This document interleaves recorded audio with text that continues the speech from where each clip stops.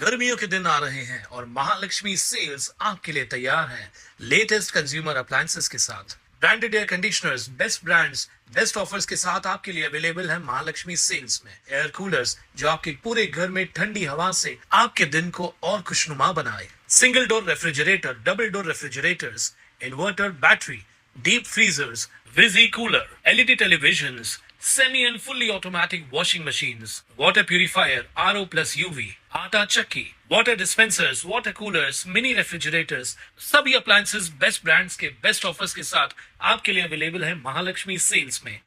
Doctor Babasaheb आंबेडकरांचा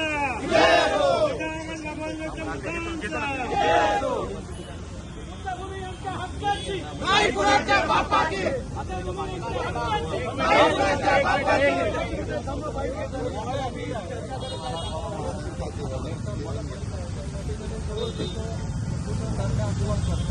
आमचे जे वेगळे नियम बरोबर नाही मी सांगतो तुम्हाला आपण आधी सर्व नागरिकांची गर्दी असते नागरिकांची गर्दी होते म्हणून आपण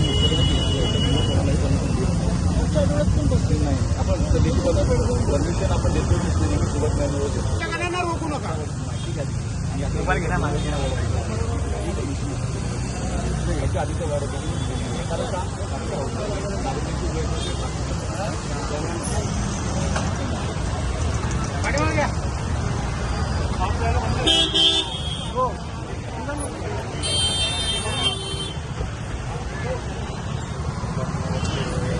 वालधुणे येथील बुद्धभूमी फाउंडेशनच्या जागेवरील कारवाईच्या निषेधार्थ बौद्ध बांधव आणि भिक्खू संघ सदस्यांनी कल्याण डोंबिवली महापालिका मुख्यालयाबाहेर आंदोलन सुरू करत प्रशासनाविरोधात जोरदार घोषणाबाजी केली। यावेळी बुद्धभूमी फाउंडेशनचे संस्थापक अध्यक्ष महाथेरो गौतम रत्न यांनी पोलीस प्रशासन आणि लोकप्रतिनिधींवर गंभीर आरोप केले। महाथेरो गौतम रत्न यांनी सांगितलं की 30 मे रोजी बुद्धभूमी फाउंडेशनच्या आश्रयस्थान धम्मकेंद्र परिसरात असलेल्या बुद्ध मूर्तींची विटंबना करण्यात आली, तसेच परिसरातील झाडांची कत्तल करण्यात आली। बुद्धभूमीचे कोणत्याही धार्मिक विधीशिवाय निष्कासन करण्यात आलं असून त्यानंतर पवित्र धम्मस्थळावरील विविध बौद्ध वास्तू आणि भीमा कोरेगाव विजयस्तंभाच्या प्रतिकृतीची जेसीबीच्या सहाय्याने तोडफोड करण्यात आल्याचा आरोप त्यांनी केलाय।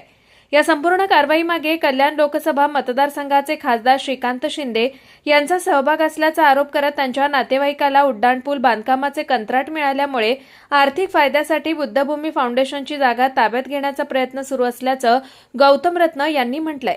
तसेच या प्रक्रियेला स्थानिक पोलीस प्रशासनाचंही समर्थन मिळत असल्याचा आरोप त्यांनी केलाय।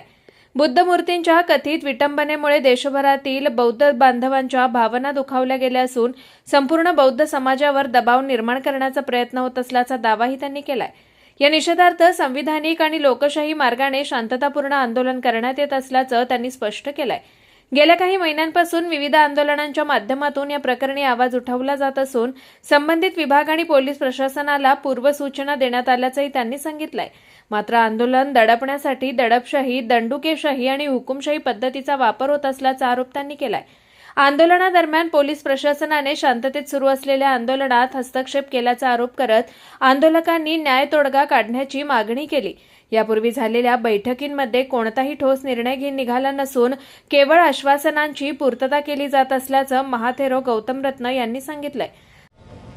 संपूर्ण देशातल्या लोकांना या ठिकाणी कल्पनाच आहे 30 तारखेला अर्थात 30 महिला बुद्धभूमी या ठिकाणी जो सर्वांचा एक आश्रयस्थान, आधारस्थान आणि धम्मकेंद्र आहे त्या ठिकाणी मोठ्या प्रमाणात बौद्ध धम्माची विटंबना केलेली आहे। तथागतांचे बुद्धरूप बेकायदेशीरित्या कोणत्याही भिक्खू संघाकडून विधिवत धम्मविधी न करता निष्कासन केलेले आहेत आणि त्यानंतर बौद्ध स्तूप जो आमचे पवित्र वास्तू आहेत, पवित्र विषय आहेत, त्यानंतर भीमा कोरेगाव विजयस्तंभ प्रतिकृती सुद्धा बुलडोजर लावून उद्ध्वस्त केलेल्या आहेत। आमचे झाडांची सुद्धा बुलडोजरने कत्तली केलेल्या आहेत आणि या सर्व गोष्टीचा पाठीमागे मुख्य सूत्रधार या विभागाच्या लोकसभेचे खासदार श्रीकांत शिंदे, कारण त्यांचा मेहुणा अभिषेक थोरवे त्यांना त्या ठिकाणी 400-500 कोटीची एक उड्डाणपुलासाठी त्यांनी कॉन्ट्रॅक्ट दिलेला आहे। त्या कॉन्ट्रॅक्टमधून त्यांना आर्थिक फायदा व्हावा म्हणून बुद्धभूमीला अगोदर दुखंडित करून जबरदस्ती जमीन ताब्यात घेण्याचे प्रयत्न केले मागच्या वर्षी। या वर्षी बुद्धरूपाची विटंबना आधी करून संपूर्ण देशातले बौद्ध अनुयायींची भावना त्यांनी दुखवलेल्या आहेत आणि संपूर्ण बौद्ध समाजावर त्यांनी दबाव टाकून आमचे मोरलसुद्धा त्याने डाऊन केलेले आहेत. त्यासाठी संतप्त आणि दुखी भिक्खू संघ आणि उपासक उपासिका आम्ही आमचा संवैधानिक मार्गाने, शांतीच्या मार्गाने, मैत्री, करुणा, न्यायाच्या मार्गाने महापालिका मुख्यालयासमोर हा ठिकाण काय फक्त आम्हीच या ठिकाणी पहिल्यांदा धरणं द्यायला आलो, उपोषण करायला आलो असं नसून या ठिकाणी सातत्याने दर आठवड्यात कोण ना कोण उपोषण करतात, धरणे देतात. आम्ही आलो असता पूर्वीपासून आम्ही पत्रवारी केलेला आहे संबंधित विभागात, संबंधित पोलीस डिपार्टमेंटला. परंतु परत एकदा या ठिकाणी दडपशाही, दंडेलशाही, हुकुमशाहीचा प्रकार आपण सर्वांना दिसून येत आहेत. अर्थातच श्रीकांत शिंदे यांचा सांगण्यावरून, त्यांच्या दबावावरून येथील कल्याण शहरातले पोलीस यंत्रणा आमच्यावर परत एकदा दबाव तंत्र वापरून या ठिकाणी आम्हाला धरणा उपोषणाला बसायला आम्हाला देत नाही. हे मोठे प्रकारात हे अन्याय होत आहेत. तरी पोलीस प्रशासनाला आम्ही सर्वांच्या वतीने विनंती करतो, आम्हाला आमच्या संवैधानिक हक्कापासून आम्हाला वंचित करू नये. आम्हाला आमच्या ठिकाणी शांततेच्या मार्गाने धरणं प्रदर्शन आंदोलन आम्हाला करून द्यावं. तुमच्या मागण्या ज्या आहेत त्या त्यांनी मान्य केल्या आहेत की मान्य केल्या नाही? नेमका 2 वेळा बैठक झालेली आहे, त्याच्यामध्ये कुठली अशी मागणी आहे जी अजून बाकी आहे?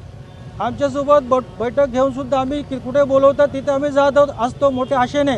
परंतु तिथे त्या ठिकाणी सुद्धा परत हा श्रीकांत शिंदे बनवाबनवी आणि कपट कारस्थान त्या ठिकाणी ते करत असतात. कुठे आम्हाला बोलवतात, आम्ही जात असतो, परंतु त्या ठिकाणी कोणत्याही स्वरूपाचे त्यांनी आम्हाला आमचा जो विषय आहे, आमच्यावर जो अन्याय झालेला आमच्यावर, या अन्यायाचा जो समाधानकारक कोणतेही अध्यादेश, निर्देश, आदेश अद्यावत आमच्या हातात आलेले नाही आहेत.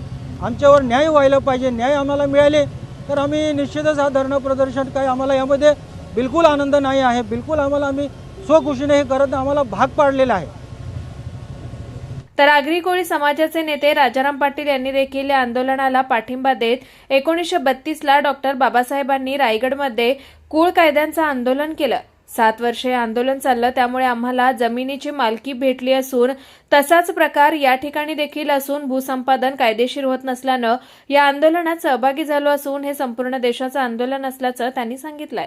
आंदोलन सुरू आहे, बुद्धभूमी फाउंडेशनच्या वतीने आपण पाठिंबा दिला आहे. या आंदोलनाला आम्ही पाठिंबा दिला आहे. त्याचं कारण ऐतिहासिक आहे. 1932 साली बाबासाहेब आंबेडकरांनी कुळ कायद्याचं आंदोलन रायगड जिल्ह्यात केलं. 7 वर्ष आम्ही चालवलं आणि त्यामुळे आम्हाला जमीन मालकी भेटली. आज ठाणे जिल्हा, रायगड जिल्ह्याचा विकास होते. 3री मुंबई रायगड जिल्ह्यात होते, परंतु भूसंपादन कायदेशीर होत नाही. जो प्रकार या बुद्धभूमीमध्ये घडला आहे, कायदा धाब्यावर बसवला आहे, तोच प्रकार तिकडे पण चालू आहे. आणि म्हणून रायगड जिल्ह्यातला आगरी, कोळी, भंडारी सगळा समाज या आंदोलनात सहभागी झाला आहे. याचं कारणच हे आहे की हे आंदोलन केवळ बौद्ध बांधवांचं नाही, या देशातल्या 52% ओबीसी, SC ST या 85% लोकांचं आहे. आणि हे आंदोलन संपूर्ण देशात जावं आणि सरकारचा हा जो अरेरावीपणा आहे, ही जुनी जमीनदारी आहे. म्हणजे पूर्वी ब्राह्मण, क्षत्रिय, वैश्य जसे लुटायचे गरिबांना, मागासवर्गीयांना, तो नवीन प्रकार घडतोय. आणि म्हणून राजकीय लोकांना हे समजावं यासाठी आम्ही इथे आलेलो आहे आणि आमची भूमिका मांडण्याचा प्रयत्न आहे. आता जबाबदारी पत्रकारांची आहे. पत्रकारांनी संविधानिक बाजूही मांडली पाहिजे. या आंदोलनावर खूप टीका होते, लोकांना दहशतीत घेतलं जात आहे, ते थांबलं पाहिजे. हा प्रामाणिक आंदोलनाचा विषय. कुणाल म्हात्रे, स्वानंद मीडिया, कल्याण. ताज्या घडामोडींसाठी स्वानंद न्यूजला सबस्क्राईब करा आणि बेल आयकॉनवर क्लिक करा.